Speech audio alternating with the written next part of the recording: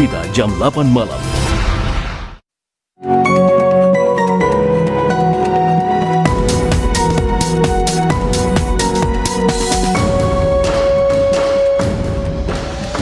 DPM Heng berkata Singapura mesti lindungi diri daripada ancaman jenayah siber di tengah-tengah pandemik COVID-19. Peluang menerjah kelemahan software token TraceTogether bagi menggalakkan ketelusan dan kerjasama rapat. Sebahagian ibu kota Beijing dikenakan sekatan sedang kelompok baru virus corona dikesan di sebuah pasar borong.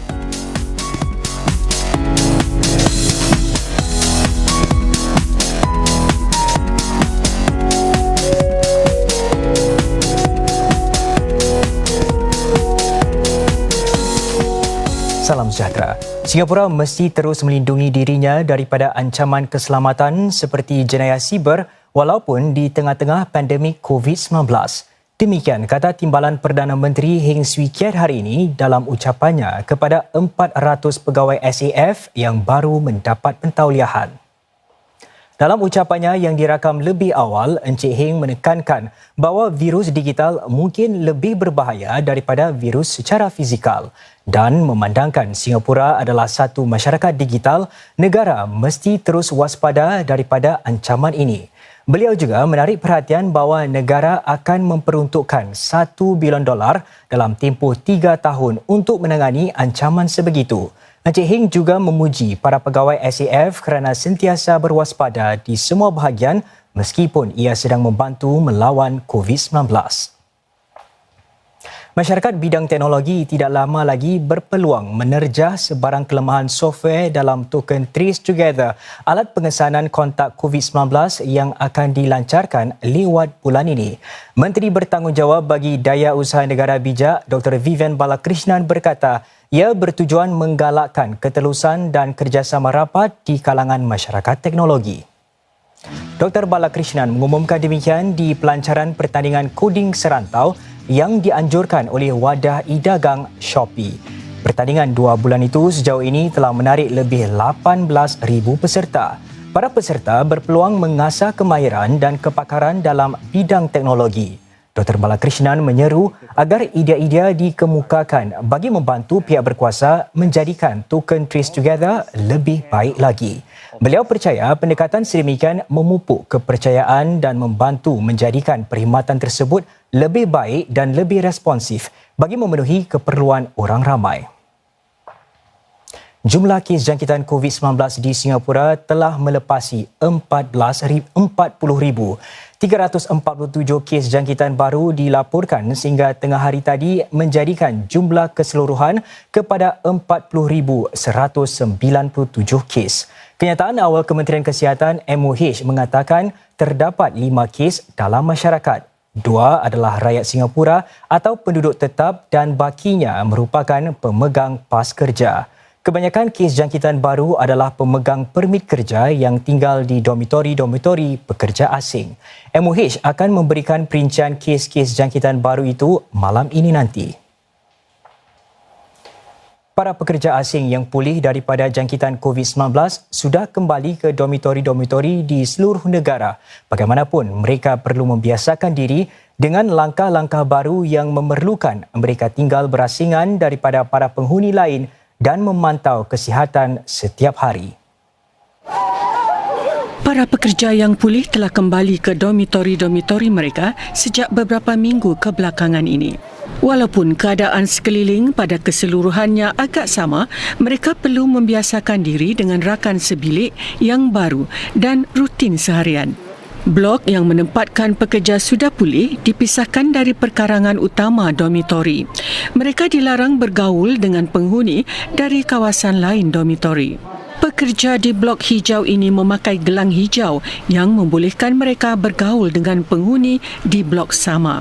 Bagaimanapun, mereka perlu memantau kesihatan setiap hari. Selain itu, mereka perlu memuat turun dan menggunakan aplikasi seperti TraceTogether serta SG Work Pass yang membenarkan mereka memeriksa jika mereka boleh keluar untuk bekerja. Hampir 200 pekerja yang sudah pulih telah kembali ke dormitori Westlite Toh Guan ini, tetapi kebanyakannya belum dibenarkan menyambung kerja. Sebahagian ibu kota China, Beijing, dikenakan sekatan sedang kelompok baru virus corona dikesan di sebuah pasar borong. Pihak berkuasa China mengatakan daerah Fengtai kini dalam tahap kecemasan dengan 11 estet perumahan dikenakan langkah-langkah sekatan. Sejauh ini, 45 orang di pasar borong Sinfati telah diuji positif COVID-19. Pasar tersebut yang menjual hasil pertanian ditutup untuk kerja pembasmian kuman. Sebuah lagi pasar makanan laut di daerah yang sama juga ditutup selepas para pesakit yang disahkan positif mengunjunginya. Lebih 10,000 orang dikesan sejauh ini untuk menjalani ujian virus corona. Pergerakan antara wilayah telah dihentikan dan acara-acara sukan ditangguhkan. Pertubuhan Kesihatan Sedunia WHO berkata negara-negara Amerika Latin kini menjadi tapak yang paling teruk terjejas oleh pandemik COVID-19. WHO memberi amaran tentang kemungkinan jumlah kes baru yang tinggi sedang banyak negara di merata dunia mula melonggarkan sekatan-sekatan membendung penularan COVID-19. Angka kematian di Brazil misalnya telah mengatasi jumlah di Britain sebagai jumlah kematian kedua tertinggi di dunia. Brazil mencatatkan lebih 41,000 kematian dengan lebih 828,000 kes COVID-19 telah disahkan. WHO bagaimanapun memberi jaminan sistem kesihatan Brazil masih bertahan meskipun unit-unit jagaan rapi ICU di negara itu semakin hampir penuh. Brazil juga telah mula melonggarkan sekatan-sekatan membendung penularan COVID-19. Ini walaupun banyak bandar-bandar Brazil masih mencatatkan jumlah kes baru yang tinggi. Pihak berkuasa Meksiko pula menyatakan jumlah pesakit COVID-19 di negara itu adalah lebih tinggi daripada jumlah yang diumumkan secara rasmi. Malah jumlah jangkitan baru COVID-19 bukan berkurangan tetapi kini mencapai jumlah tertinggi. 134,000 kes COVID-19 dengan hampir 16,000 kematian telah diumumkan di Meksiko. WHO mengingatkan keseimbangan antara pembukaan semula ekonomi dengan langkah-langkah mencegah penularan COVID-19 perlu dicapai. Lagi 1,800 syarikat tampil tawarkan program pelatih untuk lulusan universiti, politeknik dan ITE. Juga ikuti nanti pertempuran antara para penuju perasaan dengan pasukan keselamatan Lubnan buat malam kedua berturut-turut. Jimat tenaga dan wang hanya dengan Mitsubishi Electric Starmax Aircon, mudah dibersihkan dan tiada bunyi bising.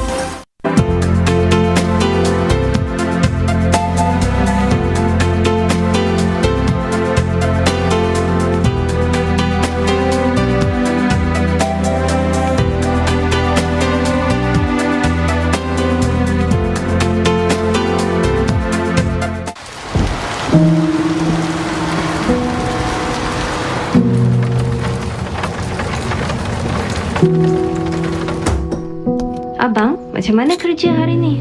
Lembab sikitlah hari ni. Cuma 2 orang aja tadi.